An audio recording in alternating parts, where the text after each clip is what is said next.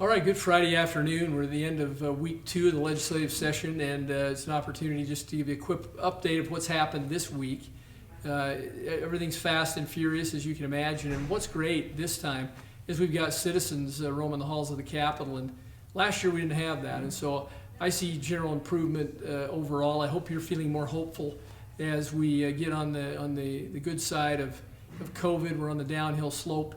I do think that what we will see is more strains similar to the flu, but that we're through the hardest times with this terrible virus that caused so much trouble to our economy. So this week, probably the highlight of my week was I was able to go to the Higher Education Appropriations Board, or Committee rather, and present my civics bill that was passed last year, which set up a Civics Education Thought and Leadership Institute at UVU. The idea there is to teach honest up-the-middle civics to our students, to help those that are going into public education to learn how to teach civics in a fair and balanced way.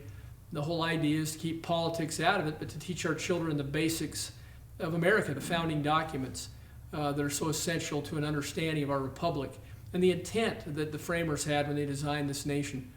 I think our children must understand that to make informed decisions when they're older and get to vote. And so that went very well, that presentation. I'm asking for $3 million in ongoing funding to keep that program going.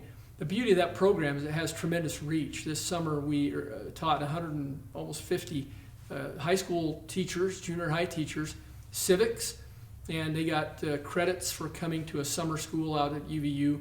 And they helped them develop curriculum, which they'll take and share with other teachers and get it into the classrooms. And again, honest, up-the-middle civics, so our students understand this democratic republic that we all love and that has given us the opportunities we have as citizens. And so that's good news. We'll keep working that until the very last day. You never know whether you're funded until the session is coming to an end, but I have good feeling about this, and I've got connections on some of these committees that are giving me good indications. So civics, a good thing. There are a bunch of education bills this year, so you're aware. Many of you have been watching parental involvement around the country regarding education, and I think that's a good thing, that parents are getting involved. They're checking on what their students are being taught, and that makes education just better overall. If you're a teacher, it may cause you some concern, but I'd tell you that I think most of the legislation I've seen is reasonable and is trying to help you and the students and the parents come together so that we can all do a better job of educating our youth, which is really one of the top priorities that we all have. I'm also this week working on a bill to tighten up the vaccine mandates.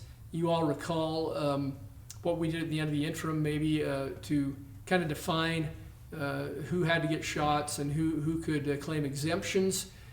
Since that was done, Senate Bill 2004, at the end of our interim session, a lot has changed. Omicron is not as contagious. Well, it's more contagious, let's clarify, but it's less deadly. And and we've also found that you can be vaccinated and still get Omicron. You can be unvaccinated and get it. And so the rules have changed a little bit, and we are working to make those clearer for healthcare workers and everyone else. So that legislation should be coming out in the next week or so. Additionally, I'm serving on the Criminal Justice Law Enforcement Committee.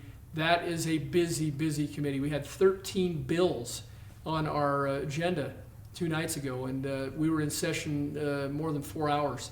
So we're working hard for you up here. We're trying to bring sanity and civility to government, make sure that our law enforcement folks are supported, our teachers are supported, and more importantly, the voters that put me here are supported. And so I welcome your cards and letters and answering the online survey and just checking in with me each week as we do these presentations. So if you have questions, please let me know, and thank you for having this opportunity. I'm loving it and trying to make the most of it while I'm up here on the Hill. Thank you.